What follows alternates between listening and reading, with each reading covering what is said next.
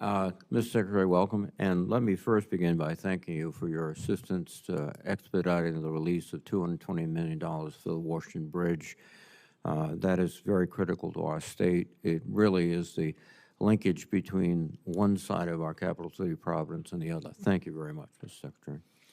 I would love to come up in the summer and check that bridge out. I think you should come up. And by the way, I think you should also check out our restaurants. We have the best restaurants in America. I was there for the first time with my wife this last September and was shocked at how beautiful your great state is. Thank you, sir.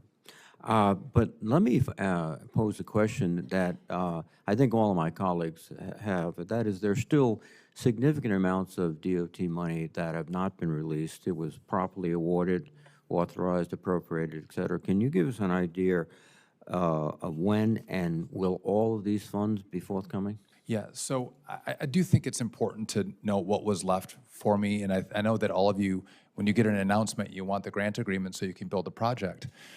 But between Obama and Donald Trump, from election day to inauguration day, Obama team announced 48 grants. And then from Trump to Biden, the Donald Trump team announced 100 grants. And Pete Buttigieg, between election day and inauguration day, announced almost 1,000 grants. 1,000. I told that to Senator Schatz as well before, but this is a lot of grants that were announced. And so the workload is real. And if I could just show you a chart, I have a chart here that will indicate how many grants we have grant agreements on. And these are fiscal years from Secretary Buttigieg, but you can see at the start of even the last administration, they weren't moving as fast as we're moving. So I'm committed to getting through this as quickly as possible. We're at a pretty good clip, and I think it's going to continue to pick up as we work through the process. And I think there's technology that we can deploy to make this go even faster. There are some concern that these projects not being evaluated on engineering and other aspects, cost benefits, but there is issues of climate change and social issues more than economic issues or transportation issues. Are you including DEI in these evaluations and climate change? Yes, in regard to in regard to the grant agreements that the grant agreements that we have out now and the announcements, I am. And some of the requirements, if you want, I'll share them with you, and I can read some of them to you if you want. But no, I think this is a very realistic question. Most people don't consider infrastructure, roads, bridges, et cetera, to be DEI qualities, nor do they, after all the work that's done by DOT, by EPA, as something that would be challenging to the environment. In fact, most of these projects, I would suggest, are designed to cope with changes, and you can call them anything you want. So there are a lot of requirements in the grant agreements in regard to DEI and in regard to climate change, and there was adding a lot of costs and time onto the projects. So what I've done is tried to pull those out and say those requirements are no longer necessary for you to do your project, and I think I'm going to save you money and allow you to move quicker on your projects that are so meaningful to your communities. So what you're saying is you will eventually release the funds, but you will modify the arrangement so that they don't have to do certain things. Is that accurate? Well, so in regard to the announced agreements, but the announcements, but we don't have grant agreements.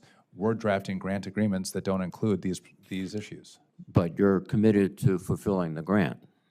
Oh, listen, yeah, I don't. Another way to say this is that you're not going to defund projects because you object to language you consider to be DEI or No, we're just trying to pull out that language unless it could not be rescoped or pulled out, and it's just fundamentally something different. No, this is easy to pull this language out and save you money and time. Again, I think the faster, and you do have a challenge before you, the faster you can get these funds to the states, the better off. As evidence, I've gotten a couple to your state pretty quickly.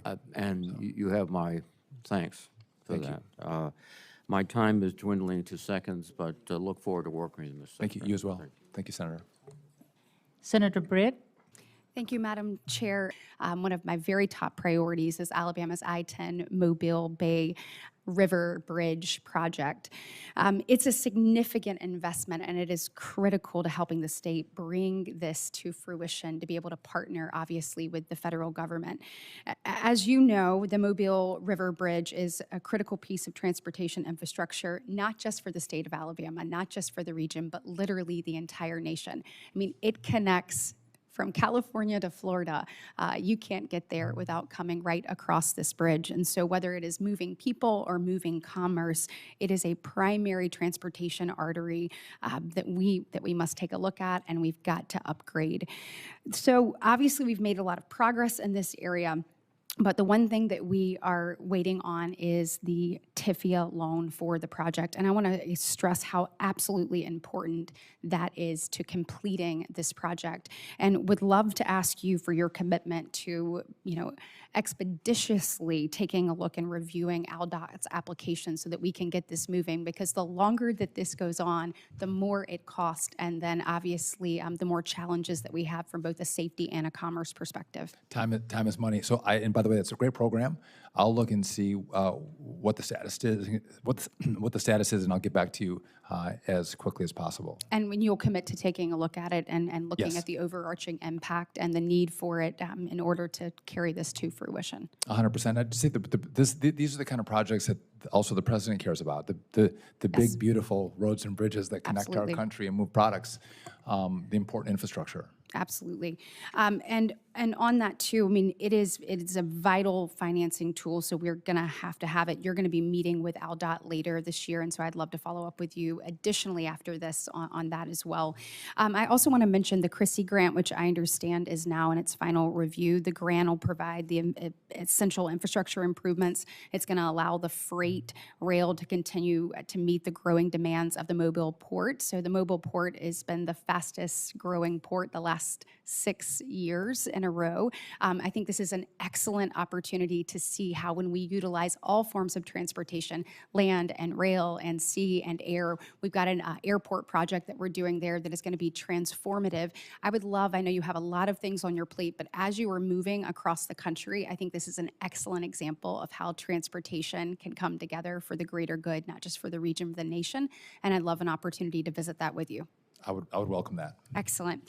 And on when we're talking about big, beautiful transportation projects that you mentioned, President Trump has made it a priority. He has said publicly that he wants to see I-65 widened. He wants to see it to be a 4-lane road there on each side. He said he was committed to making that happen. Look, we know how important that is for our state. Anyone who wants to travel in Alabama gets stuck on I-65. However, all of these great people who during the spring and summer want to come to Alabama's beautiful white sand Gulf Coast, or maybe even the Florida Panhandle, come right down 65. And so would just like your commitment to continuing to take a look at that. There's no way that project happens without a partnership with the federal government, and want your commitment to making sure that we take a look at what President Trump has promised and we figure out how to make that happen. I would just say the president's priorities are also my priorities. So yes, I'll definitely take a look at that. Excellent, excellent. We are glad to hear it. I want to associate myself with the comments from almost all of the members here when it comes to rural transportation services. The essential air services is critical for a state like Alabama.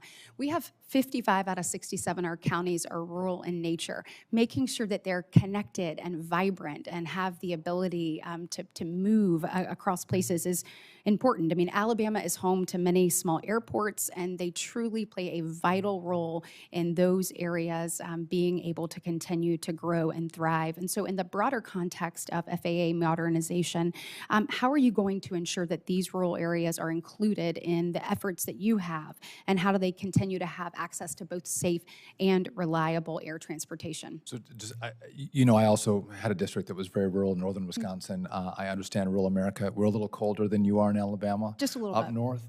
We're going to have a good football game, by the way, coming this fall. Yes, we will. But I want to work through that. I completely understand everyone's questions on essential air service. I knew you were all going to ask me questions about essential air service, and I get it.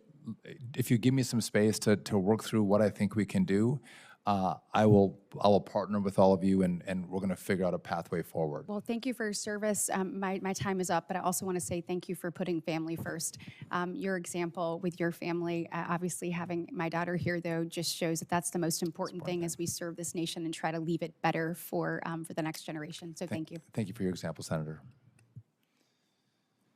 Senator Coons. Thank you. I do hope we will get your actual full budget soon and have the chance to review that with you. And when we do get it, I hope we will see sustained investment in Amtrak. I regularly take Amtrak back and forth from Wilmington to Washington. They hit record ridership and record profitability just this past year. It also employs 1,500 people in Delaware, which is the midpoint of the Northeast Corridor. The Northeast Corridor is just really, frankly, the only aspect of Amtrak that has been financially stable for a long, long time.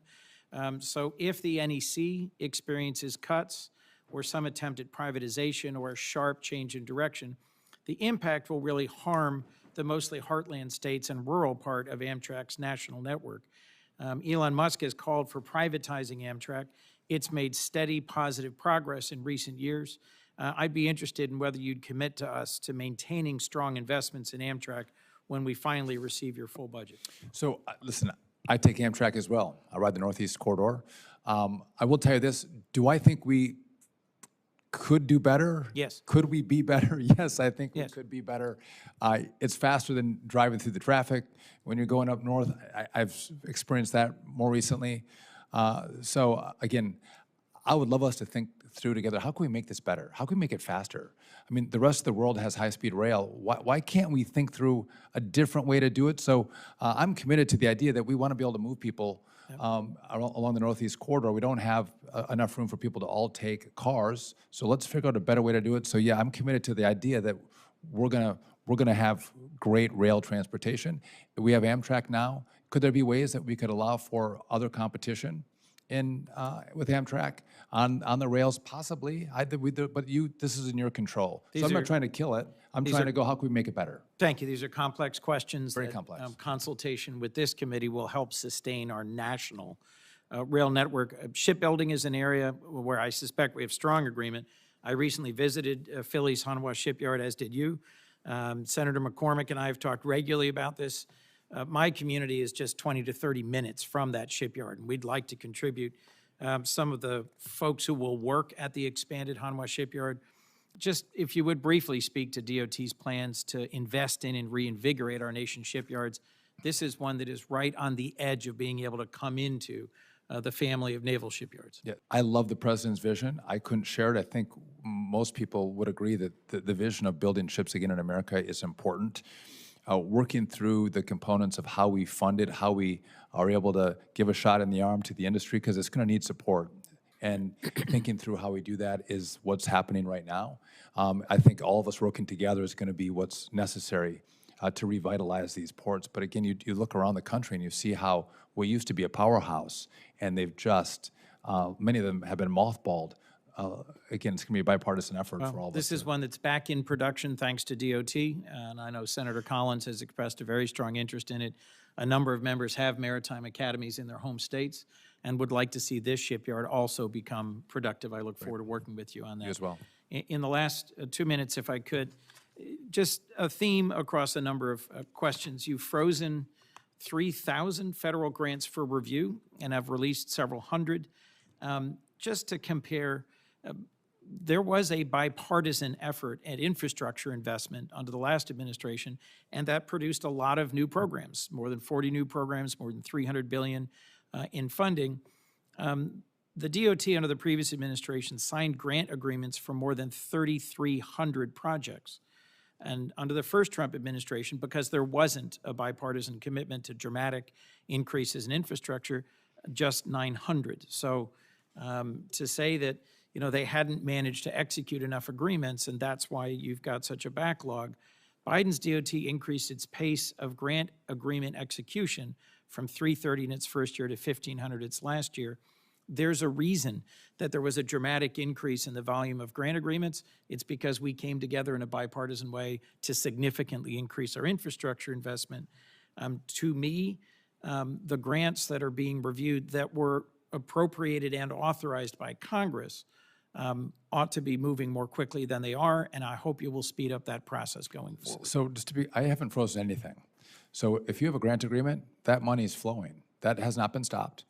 And what we've done is asked to repurpose some of the requirements inside of those grant agreements. We're not going to enforce the climate or the social justice, but if you have a grant agreement and you have a project that's moving, the money's going on those projects. They haven't been stopped. They haven't been frozen. And even on the announced projects that don't have grant agreements, we're moving again quickly. I'll show you that I've got a month by month chart. I'll share it with you if you want, and you can look at how we've done compared to what the last administration, and you're not going to say we're wildly slower. We're actually doing pretty well, and I think it's going to speed up as well. So we're not trying to hold anything up. We're not trying to slow down or freeze, but I am trying to pull out some things I think are going to cost you and your projects more money. And if we can build quicker and we can build with smarter requirements, I think that we have more money then to build more of your projects, which everyone wants more projects. I'd welcome a quick call about that outcome, which, as you describe it, is something I would embrace and Air support. traffic controllers, we're down about 3,500 less than what we want. You talked about that, but really, we need to do more, not just at the academy, but outside the academy. And as you know, we have the largest flight training school at the University of North Dakota in the country, and do a lot of air traffic control training there as well. And the key is to train to the test, not to train to the academy, and that helps the academy from being a bottleneck. And so the Air Traffic Control Workforce Development Act that I've put forward with Gene Shaheen, as well as Senator Moran and Senator Duckworth, allows schools that you certify, that FAA certifies, to train to the test to help you reduce that backlog and get these air traffic controllers trained. Are you supportive of that legislation? I'm supportive of expanding our capacity to get more young people trained up as air traffic controllers, getting them, through training and being able to pass the test. And by the way, my brother-in-law went to UND and went to flight school and thoroughly enjoyed it. You guys have a great facility. And again, I think there's 5 in the country. I might be getting that number wrong. I do think there's an opportunity for you all to do competitive grants because it's expensive and we don't have a ton of kids coming through, so the economics might be more challenging for the schools. If there's a competitive grant to get really great equipment in some of these other places would be probably helpful. Well, and we include that, and you mentioned it, you referenced it, but also for equipment in the tower that lets these air traffic controllers train on the job. That would enable you to move them around more too, because you'd have some of that training equipment, as well as retention bonuses and recruitment bonuses. So it's all designed to help you get air traffic controllers faster. We're going to do something in reconciliation, as you're aware, to kickstart at a very significant level the equipment. This will help you with the actual air traffic controllers. I would welcome the help. Yeah, thanks, Secretary. And then speaking of the University of North Dakota, we also have up there, it was the first unmanned aviation, UAS, test site in the country, in part because I helped write that legislation, but mostly because we have such a tremendous school up there. And then at the Grand Forks Air Force Base, we have the Grand Sky Technology Park. FAA has agreed to provide us with the unfiltered raw data feed, which we need to develop drone and counter-drone traffic in the NAS. Are you aware of that? And we still have some final details as far as the handoff, even though it's been formally agreed to. But this is going to enable us to continue all the work we're doing with drones, but also really develop counter-drone technology. So Senator Gillibrand talked about some of the legislative authorities. This is what actually enables you to detect and take down drones in the NAS. And we have 900 miles of border responsibility up there, and CBP co-located with all of this, flying manned and unmanned aircraft. You need to come see it. Will you come out and see it, and will you support what we're doing there and help us finish getting this raw data feed so we can keep it moving? Yeah, so I may not have known about this, but I think Secretary Burgum has mentioned this to me like 10 times, so I'm well aware of what you're doing. And I believe, I checked on this before the hearing. I believe that we're actually waiting for some information to come from North Dakota to the FAA, but we are committed. This is going to be a great program. I think this is important. It is. And you're the right state to do it. So you'll have, and if I can maybe coordinate with you after to let you know what we need, but we're going to go forward quickly, and I'd love to come and see it in North Dakota. Great. After I go see Senator Schatz in Hawaii. Oh, sure. Okay. Last thing is, we have a program that Tammy Baldwin, bipartisan, and she and I were able to pass in the Reauthorization Act for FY 2024. It's the Vets to Wings Act. We actually passed it. It was called the American Aviator Act. It allows some of the schools on a pilot basis, like ours again, through 28 to take 4 veterans. When they leave the service and they want to go through flight training, the GI Bill and the tuition assistance doesn't cover the full cost of the flight training. This program makes up that difference. So it's a twofer. You get those veterans into their next career, and it helps us with the pilot shortage. So we want to make that, we want to actually expand that beyond just the pilot schools like ours that are doing it.